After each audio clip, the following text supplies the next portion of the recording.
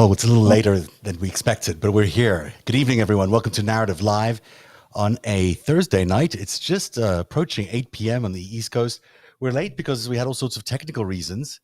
I wish I could explain them, but I don't know what happened, but we were able to jerry-rig something, so here we are. How are you, Eric? Good to see you. Doing great. Thanks for staying. Thanks for doing the dual. For those out there, realize that Zev's doing the host and producer gig at the same time. And the IT guy. I'm also the guy that I call up and say, and then the helpline and say, can you help me figure out why my internet isn't working?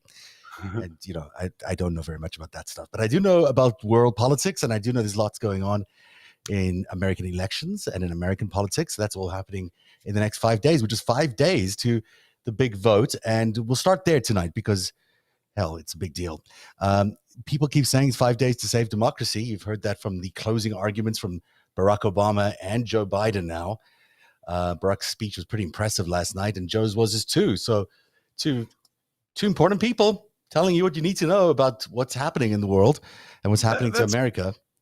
That's pretty definitive language. Yeah. I mean, it's one thing when you and I, use a flourish of, based on our personal feelings on the threats to various institutions and come on, guys, let's do it. It's another thing when two guys with ultra top secret clearances, that's their closing argument, And you'll notice it wasn't about the economy. It wasn't about inflation. It wasn't about all the other things that Republicans are trying to make this about, because guess what, guys? It's not really about that. It's about saving democracy. And last week or the week before, we explained to you how, the GOP allies in Saudi Arabia and Russia and China were all helping the GOP by amplifying the inflation, by increasing the inflation, by increasing the cost of oil, by reducing the production of oil. If that makes any sense. So that's how they were doing that. Now they've come up with this latest thing, which is all about crime. That crime rates are up everywhere. Crime rates are not up everywhere. It's just another mirage that is being put up by the GOP. In fact, crime rates are actually down, especially in places like Pennsylvania, where there is a lot of this crime wave fear being spread by the GOP that, crime rates are up and the government's not doing anything about it. Joe Biden must be responsible for the increased crime rate. Well, guess what? Yeah. Actual crime rate's down, especially in all the key areas. Now, the perception of crime rate. Zev, this was in my first book, Future Inc., how businesses can anticipate and profit from what's next, all about how to think about the future. And one of the things is how to interpret trends and to get media, impressions away from the actual data, because of this exact example, which people use. Because when did crime in America peak? 1991, because there are so many baby boomers. And when they all hit the peak criming age of like 22 to 32, we had, homicide rates, violent crime, everything peaked and has gotten better ever since. By the way, other things that are down, divorce rates are down. There's so many things that get pushed up, as threats to society that if you look at the data, has not a goddamn thing to do with what the media is talking about or politicians are talking about, which is... Now, there's some local instances which are worthy of some attention here, because in Bucks County, which is one of the areas where it's highly contentious in Pennsylvania for this election, that's where the perception of crime rate does appear to be much higher than the actual crime rate. But there's also been a recent spate of overnight burglaries at a local convenience store in Wawa. Don't know where that is specifically, but I've never been there, but it's in Bucks County. And so this perception... are convenience stores. They're like 7-Elevens for the mid-Atlantic area. Yeah, so look, there's quite a few of them that have been hit up in the last while. They've been robberies.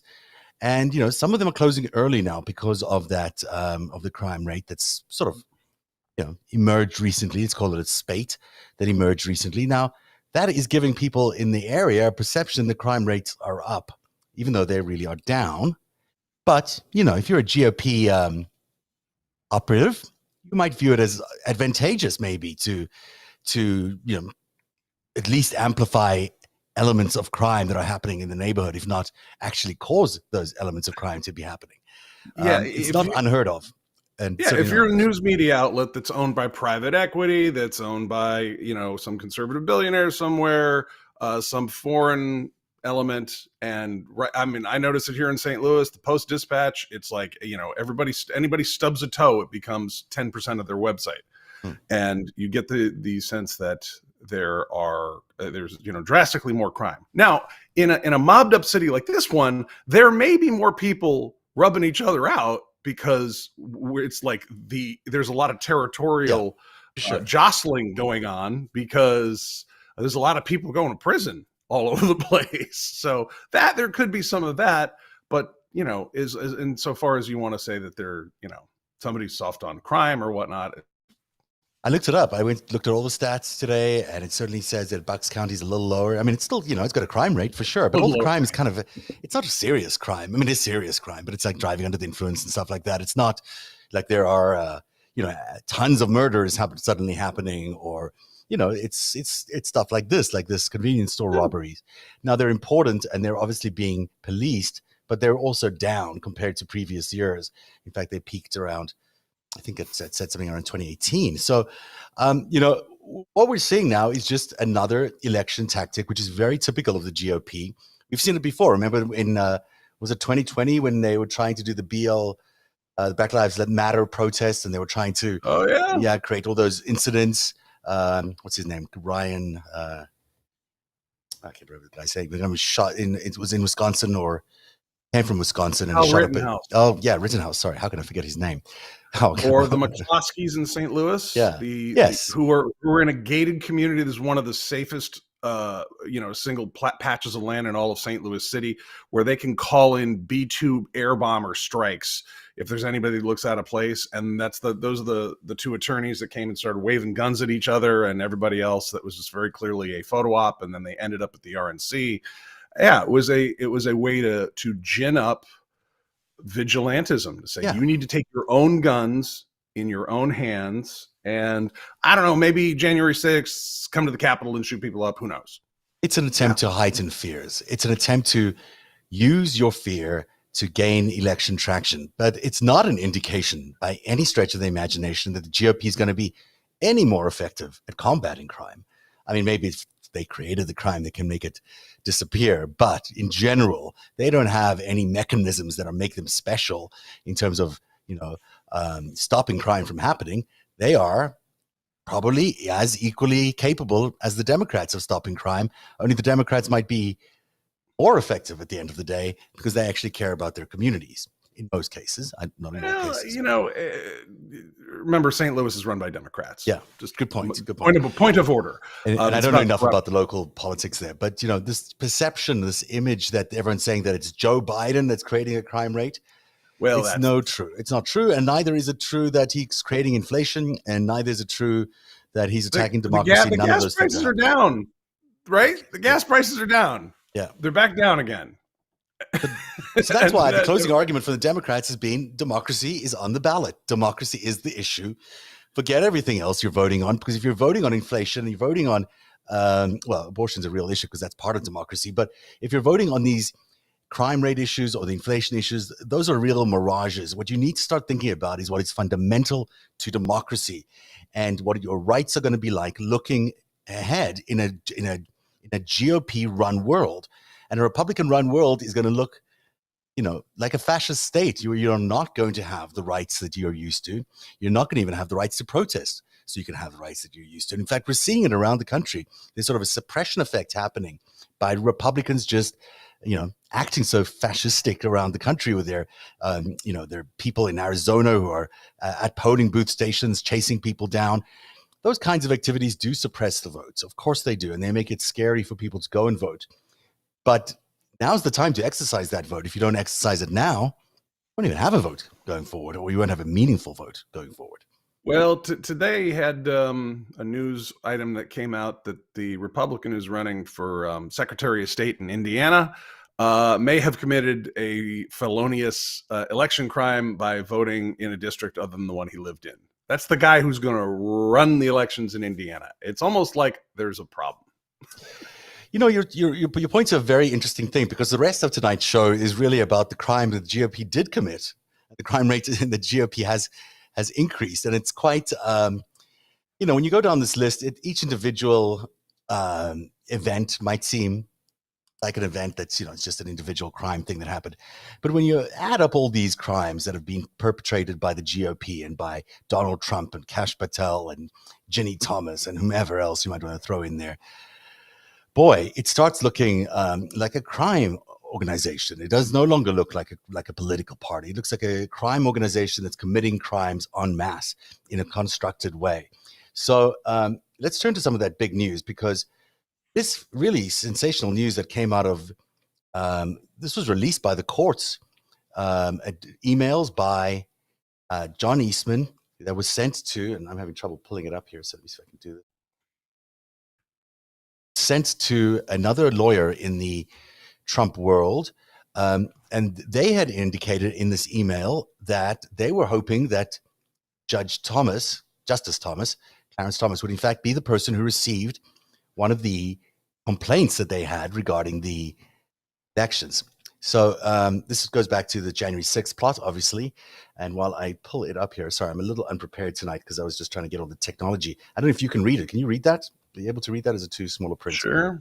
I mean, well, with some of the stuff missing. So yes, there's lots of letters missing in here. I don't know. That happened in the encryption process. I think I agree with this. If the court were to give us a key, that may be enough to kick a Georgia legislature into gear, because I've been getting a lot of calls from them and came to me that they're leaning that way, John, and that the original email on the 31st from Kenneth Chesbrough, I see. I haven't focused on the relief sought. Relief. But if what we're seeking is something that tentatively holds either by way of PI or DJ, that I'm not certain what those mean, but the very key electoral votes sent on by the Biden electors aren't valid because the election failed, as long as that's what the district court or 11th Circuit or Supreme Court says that's the key, and probably good enough, because that's how we decide power in the United States. Good enough for our latest bullshit argument. And then you don't have to read the rest of this because it's kind of hard to read. But basically, it gets down there to talk the last paragraph. No, that last bit. Possibly Thomas would end up being the key here. Circuit justice, right?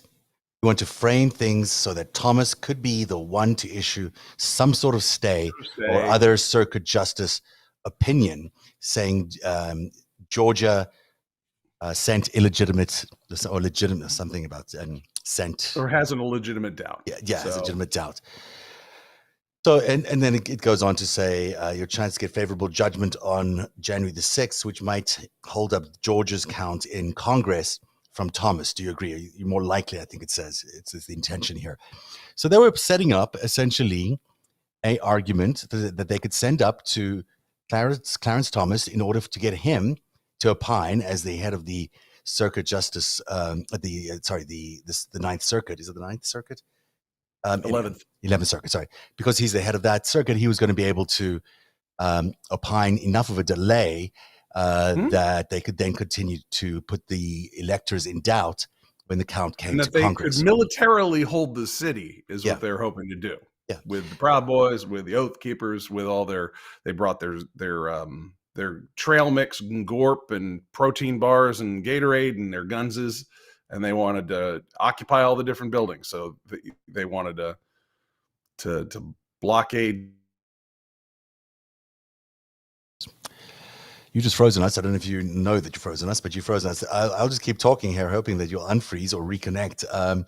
This email was sent on December 31st at 9:45 a.m. was a response. It was originally sent at 7:35 on December 31st. I think you're back now, Eric. Back.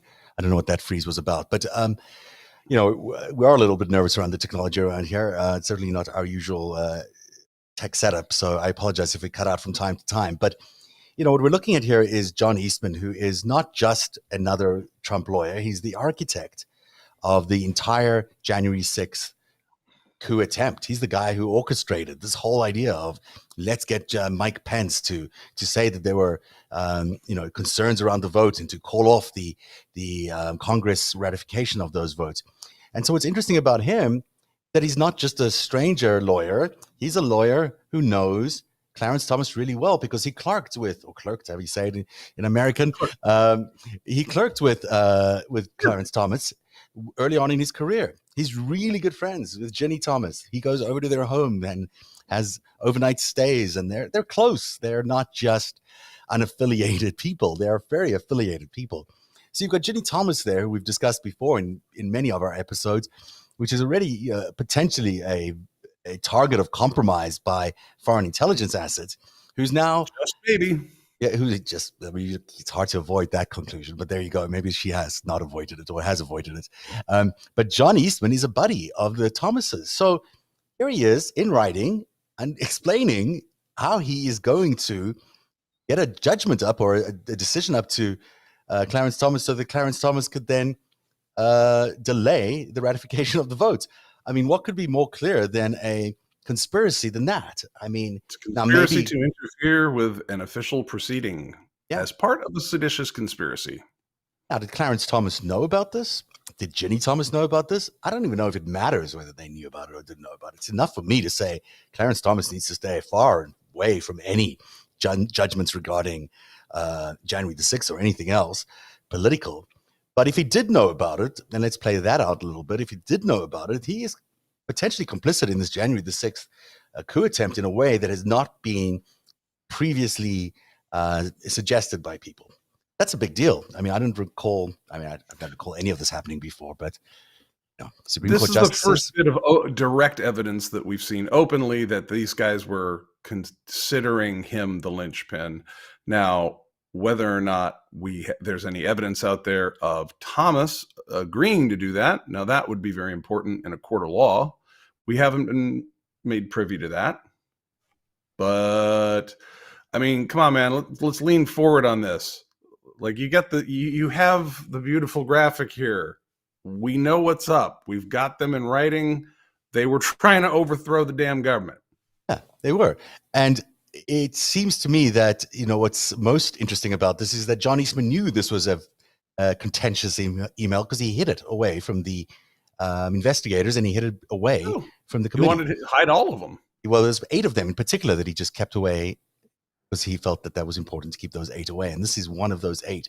So, if he wasn't fearing a revelation that Thomas had in fact known about it and was part of it, he would have let the committee see these emails. But maybe he is a little concerned that Thomas would be implicated in his little plot and that they could lose a Supreme Court justice.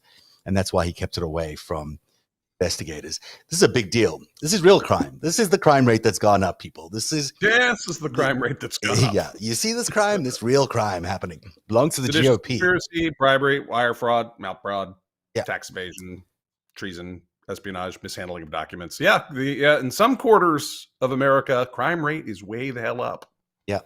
But in your local neighborhood, it's probably down. Just check it out on your own statistics. Look up at your own resources and make sure that you know what you're voting on. If you're voting for the GOP because you think the crime rate is up, you're probably wrong. Check to see if the crime rate is really up or whether they're just trying to sell you another song and dance in order to get reelected and then ignore your needs once they get elected. And it is a nice graphic. I outlined all these people who had China potential conflicts here. See them all in the red circles. Quite a few of them surrounding Jenny Thomas, where you look like, oh man, there's just a lot of China around her. Makes you a little bit worried about whether she was compromised, very heavily compromised by people like Guo Wengi or Bannon or Flynn, or people we haven't met or considered in terms of compromise. But let's get this straight. I mean, these people were overthrowing democracy so they could be more like the autocratic nations that create certain oligarchs like Guo, or we want a handful of Mercers in charge of dealing with Russian and Chinese oligarchs. But here's something that the people who make these conspiracies with either Russia or China don't realize, especially like the Russians. Do you know who the first people they kill are when they overthrow a government? Oligarchs. They're accomplices on the ground. Yeah. These guys, like this whole chart is this would be the chart of people that Russia would kill first. Oh yeah, that's what they did when Putin took over from Yeltsin. What did he do? He got rid of all of Yeltsin's oligarchs and replaced them with his own. And Of course, they will do the Not just same thing. oligarchs, but foot soldiers. Yeah. Like if you help, and that's every time Russia was spreading communism to different parts of Europe. And I just want to just remind the people out there, especially those who, they just wanted that podcast. They just wanted that shot of adrenaline from going out and protesting. You need to understand something about autocrats when they take over a country, whether it's a huge one like this, which was a lot, they bit off a lot to chew, or smaller countries in Europe. The first people they kill are their helpers. So you're idiots for going along with this. I hope it was fun, because it may not, now you may be dealing with us and our. I mean, it's very true. Wrath. I mean, look what Elon Musk did the second he took over Twitter. He fired everybody, right? He was in the process of firing everybody, but he certainly fired the executive and the board really quickly, because that's what their MO is. They come in, they kick things around, they take over in a big way. So I should point out that it is important to remember that all of January 6th, ultimately, when you really come down to it, the money flowed from China. It's and some of it from Russia, but mostly the money flowed from China, whether it was into the Proud Boys or to NTD, that TV station that covers all these so-called patriot activities that the MAGA does, or it came from the Sands via Adelson's fund. And that's, this is how the money got spent. And then inside America, all these top billionaires that have interests in China, they all paid for January 6th by backing all these congressmen and senators to support an overturning of the electors count on January the 6th. So this is there's the crime, people. There's the crime. Very unfriendly. Yes. Speaking of crime, actually, no, let's do this. It is interesting enough. And I think because we talked about China, let's spend a little bit on China, because I don't think people have quite realized how much is changing inside China's inner sanctum of power. Xi has done a lot of things. Not only did he remove Hu Jintao from his standing committee and his right hand during the Congress last week, he's also changed a lot of the people inside his standing committee. This is ultra powerful 7-man standing committee that is key to running China. And things have changed around in there. The guy who's now number 2, I'm going to not say his name correctly, but I'll try to say it, Li Jiang. He's a former Xi aide, and he's from Zhejiang province, is considered by some a moderate, but I don't really see if I agree with that. There's an expectation that he's going to moderate Xi, but like a pretty hard liner. Nevertheless, he's now number 2, and he's new. We've not seen him around these parts before. Now, what does it mean that he's new? There's lots of different takes online. People should really Google him and get a sense of whether this number 2 guy is going to be good for America or not. Then there's Zhao Leji at number 3. He oversaw Xi's corruption crackdown. So another real tough hardliner. And I think that might have included the one that took down Alibaba's Ma.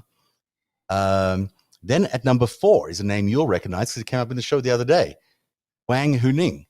Now, number 4 in the standing committee. Wang Huning is a architect, really, of what has been dubbed the Chinese dream, and also the architect of what has been the attack on America, or getting America to attack itself.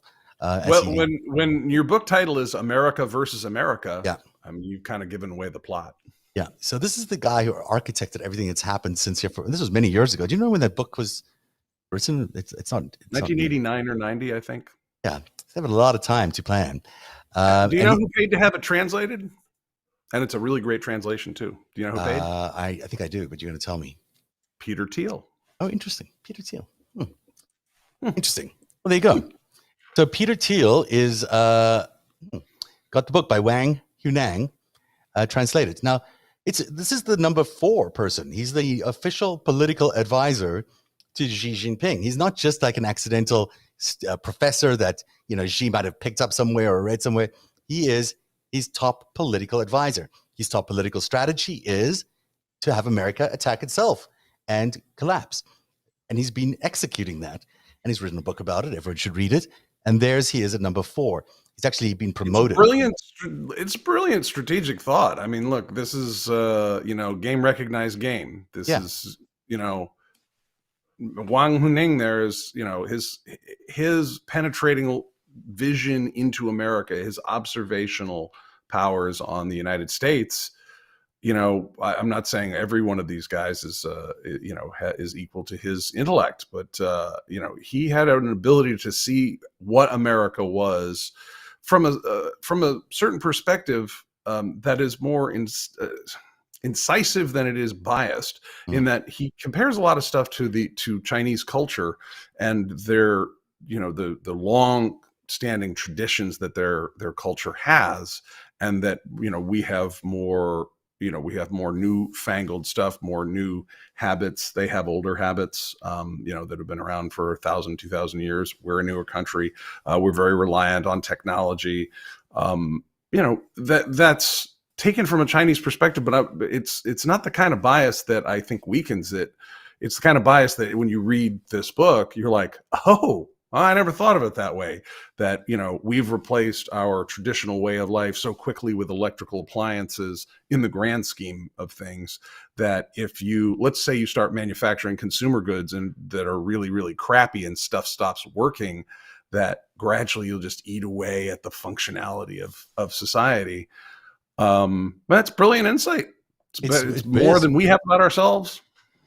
And he studied it here. I mean, he was a student here, right? Yeah. So he was able to travel around the country, and he was able to understand exactly what drove every part of this country, and came up with a strategy which is quite effective. But we should not pretend that this is not the strategy of China.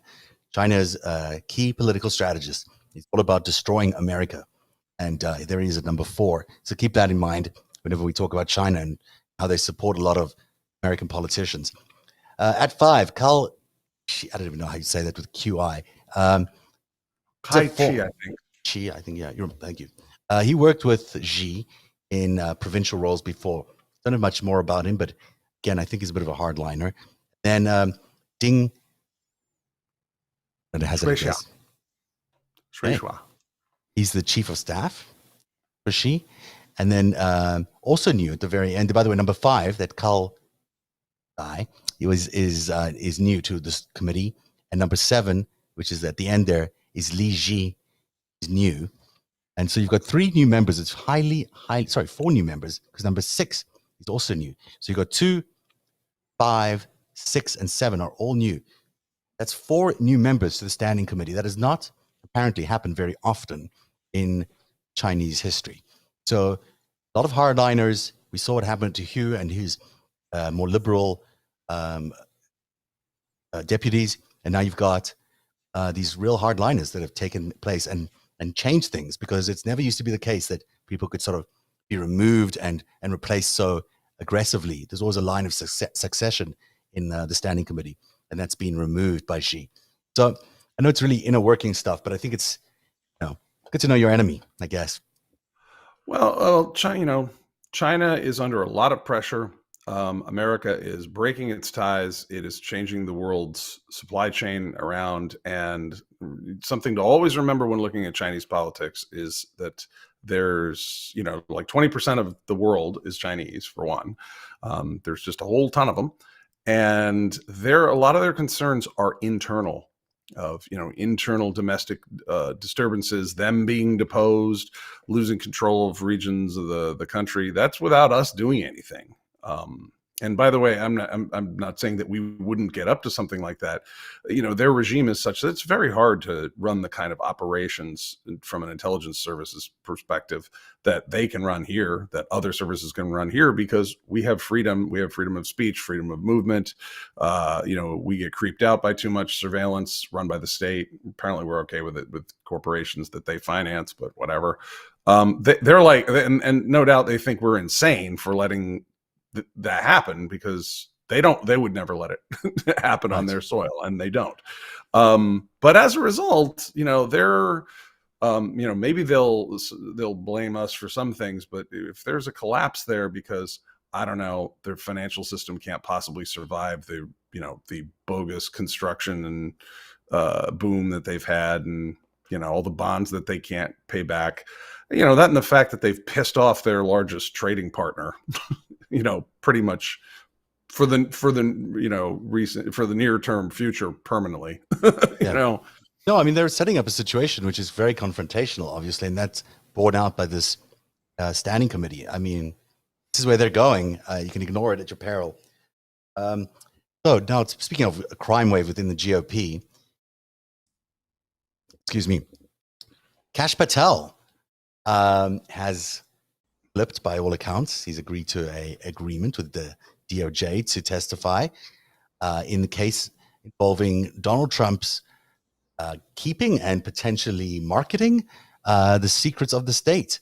I mean, this is the Mar-a-Lago classified document case. You know, a lot of people haven't quite got that piece of it into their psyche, that he wasn't just keeping these documents, was, you know, potentially selling or giving these documents to partners elsewhere. Was it Donald or Jared Kushner? I don't know.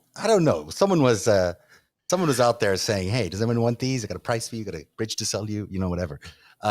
Kash Patel would know, however, how they got into Donald Trump's hands, because, you know, he was basically as close to this process as can be, because in the Pentagon, I believe, there was a small article I posted a while ago where he was asking for extra information about how Pentagon was going to get sealed up in the approach to January the 6th, and whether it was going to be cordoned off or not, or stuff like that. It was interesting that he was asking about how much access he'd have in the hours preceding January the 6th. And so who knows whether some of that might have filtered its way elsewhere. I mean, Kash Patel's an interesting guy. We've known him for a long time. He's part of Devin Nunes' crew. Interesting is one way of putting it. Yeah. He seems to be an operative for some or other country. I don't know which one, but it has it a guess. And he's been doing some, he's involved in the Ukraine affair, in the first impeachment, and also involved. He's an all-purpose trader. He's like the decathlete of traders. Yeah, and then he landed up getting this promotion in the last few weeks before January the 6th into a Pentagon position. Before the former president was leaving office, he got this huge promotion as chief of staff of the Pentagon or something. I don't know, some crazy senior position he had no right to hold. And God knows what they were trying to plan there, although we sort of have a good idea that part of that plan must have been not to react to the mob that attacked Capitol on January the 6th, because we know that the mob did not, in fact, not protect the Capitol. That the mob attacked the Capitol, we know that the Pentagon did not protect it. The few guys at the Pentagon made sure that our normal security systems would not work on the day. They made sure that the National Guard wasn't armed, that they weren't prepared. They made sure people didn't have, all sorts of things. Yeah. And so, Kash Patel never know about all this, by the way, because there's going to be a secret history here that we don't necessarily hear about. And I think for the American people, I think we need to we need to explain to everybody how bad something is. Yeah. But a lot of stuff we're gonna be busy moving on. I think there's so many people who have misbehaved, and I was talking to a friend today who said, I think some of the misbehavior in all these different states was just inspired by Trump, and I don't attribute everything to him. I don't think he's a boogeyman. I think he's the hood ornament on the front of the Mack truck here. But as a figurehead, it's like, well, wait a minute. He crimes and treasons all over the place. If he doesn't get in trouble, I mean, I surely I will be good. And the way the DOJ was being run in many instances, that wasn't incorrect. No, in fact, that's exactly what people look at, right? They say, if my boss isn't getting in trouble for this, I'll do it as well. And, it's clear that from the very beginning, Donald Trump was not interested in policing any criminality in his party. He just let it go on. And now we know that Kash Patel may be the reason he actually gets indicted. Because, of course, the Kash Patel testimony is the thing the DOJ really needs in order to indict Donald Trump. They are probably agreeing to this deal with Kash because they want to indict Donald Trump, and he has some evidence and a story to tell, which only he can tell from the inside. And that is why this is particularly good news for Democrats, particularly good news for people who on the side of democracy, because it might actually land up seeing the indictment of Donald Trump on a very, very, very serious charge. And Kash Patel gets away with that for that reason. I'm okay with it. If that's Well, what we get in getting exchange for it, I'll be okay. It's not getting away necessarily, and we don't know what the deal will be. We don't know if he's going to actually cooperate here or what the basis of his cooperation will be. I'd say offhand, given everything, when you do a proffer, the DOJ, you have to admit to every crime you've been part of and everyone you've heard about. Now, so this guy isn't just going to give up the Mar-a-Lago stuff. He can give up 4 solid years of crime treason palooza.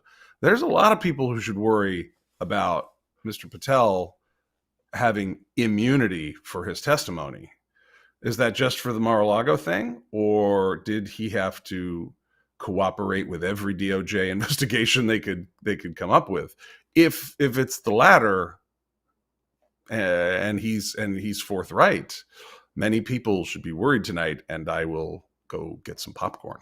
Yeah, that's exactly right. And what we're looking at here is him not being able to use the Fifth Amendment rights to during grand jury testimony, and he'll have to answer the questions that he refused to answer before, and that'll be very telling what he's able to share, we hope. And hopefully it does end up in an indictment on this very serious charge, which has had a serious impact on America's ability to operate outside of the United States in terms of our espionage activity and also internally in the United States. So I was going to talk a little bit more about some other things, but I want to make this just a short show tonight because I can just feel the wheels coming off the bus of my technology as we speak. But let's talk a little bit about the win of Bibi Netanyahu in Israel, because it's, of all the things that have happened in the recent past, this is the stuff I did not see coming. I did not see this coming, and it scares me that it's happening because it's fundamentally means that Israel has a electorate has decided to turn its back on the United States. And I know that's a dramatic statement to say for a country that has been a solid ally of the United States for many years. And the reverse has been true, of course, in very, very many ways. And so to now see that the country that really owes its existence almost to the United States' support of the Israeli states is now electing a leader who is firstly a criminal and is well known to be a criminal, but also clearly on the side of China when it comes to a lot of things. He's certainly implicated in a lot of mob activities, and his agenda is so and antithetical to what democracy is supposed to mean that it almost is them tearing up the fact that they are a democracy. It's them turning away from democracy because he's so undemocratic. And there's a lot of people in Israel who are very, very upset about this. Of course, Israel, like the United States, pluralist society, there's not like it's all unanimously let's elect Bibi. In fact, I think he barely gets the coalition together. He's still in the minority, but able to get a coalition this time. And it means a lot of risky things for America's future, and really certainly means a reassessment of how we view Israel in the world and how we handle our Middle East policy. It's very challenging. I'd be interested in hearing your thoughts, Eric. I think the last 4 months of Yair Lapid has really separated out. It's not so much Israel's role in the world when they have a prime minister like Lapid. You've got a lot of comity with the different allies. They're more aligned with our interests. And, there's just such a stark contrast between Mr. Lapid and Mr. Netanyahu here, who was supporting the Sinaloa cartel. So, I mean, look, if you're a country and you're going to back up child traffickers and fentanyl traffickers as your head of state, I mean, you're going to enter pariah status. And that's something that people are going to have to consider because our head of state has not changed back to Jared Kushner or Donald Trump. Hopefully won't. The interesting thing about his predecessor Lapid was really a terrific leader, and I'm surprised they didn't do better in these elections. But that is democracy for you. But his attempt to Bibi Netanyahu is largely responsible for what happened to America in 2016. He's the one who greenlit Israel's involvement in the attack on democracy in 2016. He is the one who allowed elements of his military wing to be privatized and then utilized in an attack on American democracy that gave us Donald Trump. It's a highly contentious thing that he did. And to see him return to power indicates that we might be back to those days where you've got these powerful intelligence community in Israel, which is, among the best in the world. You've got, whether it's the military intelligence group, Omad, or Mossad, or any of these others that they have, they're powerful, and they might be emboldened to use their intelligence abilities against America in a way that mirrors what they did in 2016. So it's very tricky. Plus, they get a lot of data from us. We've had such a trusting relationship with Israel over the years that they've had access to a lot of our raw data to help us analyze it, especially in terms of the war against terror. So they receive a lot of our raw data to analyze it, and so they still get that. What happens to that is a real question. And hey, look, 5 years ago we didn't know about NSO Group, out in the open, closed, in the closed world, maybe a bit more. There was a lot that wasn't understood, certainly in public. Various operations on the ground, otherwise. But we can't unknow what NSO Group is, what Pegasus is, that they've sold it to the Sinaloa cartel types, that they've sold it to the Bonesaw Mafia. They can't step back from this. Yeah, they can't step back from this. This is the truth about the re-election of Bibi Netanyahu. It's very hard for Israel to come back from this for the United States. There will always be a rift now between that government and that country and the United States. It's very difficult for many of us to even fathom a world like that. It is also important to understand what he's trying to do and who he's aligned with. He's aligned with these Jewish supremacists, which is again just something that shouldn't even exist. But these white nationalist kind of leaders in Israel that he's aligned himself with, and these extreme religious rights whose only goal in life seems to be to reunite all of the Jewish people in a greater Israel, which means an expanded Israel along the lines of the biblical map of Israel. I mean, these are things that we, sound like they come from a different era. They don't even belong in our modern era where we protect borders and we protect governments and we protect, nation states. It just seems like we're, going back into the days of empire. And it's unusual, again, for a country with such a sophisticated electorate like Israel to be appointing this guy as leader. And I know it's devastating for many people in Israel. And elsewhere, it certainly affects every Jewish person living in United States, as these things always come up, where your loyalties, how loyal are you to Israel? It's far easier when everyone's loyal to Israel. Now you've got to sort of, really think about how that balances your loyalties. So it's a tough challenge for the United States and for Israel. And the only good news about this is they've had so many elections in the last few years. Maybe they'll just have another one in the near future because he won't be able to govern. And then we'll get the government that they deserve, because this is really, what is it, the fifth election in 4 years? I don't know. They have a crisis on their hands in terms of the government there. And maybe there's some talking to him. Who knows? There is a close relationship between Joe Biden and Bibi Netanyahu. There was a generally quite friendly, I think, get together in Israel last time Biden was there.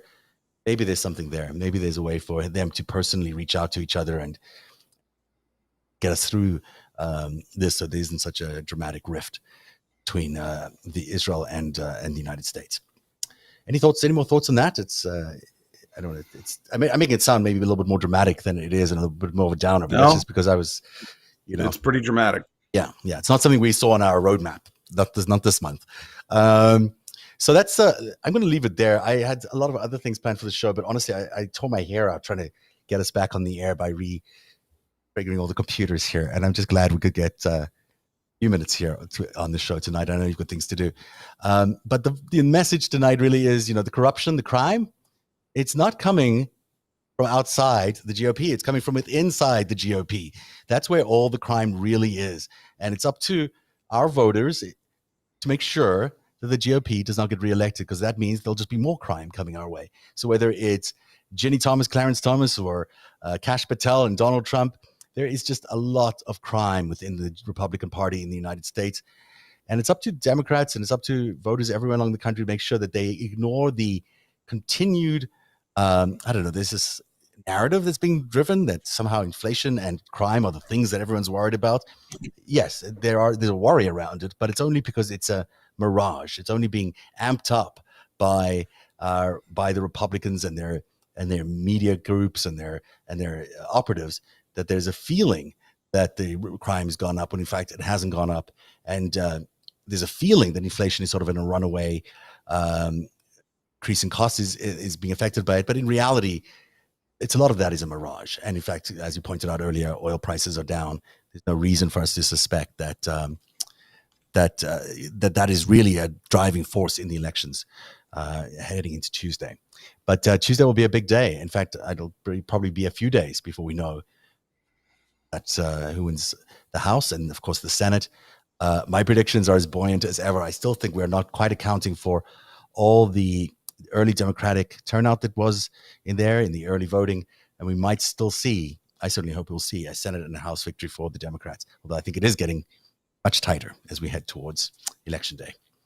Any last thoughts from you, Eric? Okay, we'll see you again. I don't even know if we're going to be on Tuesday. Maybe we'll just miss Tuesday and let the dust settle before we attempt another show. So if we're not here, make sure you vote. If we are here, we'll let you know. And until then, don't forget you can always support Narrative at patreon.com/narrative.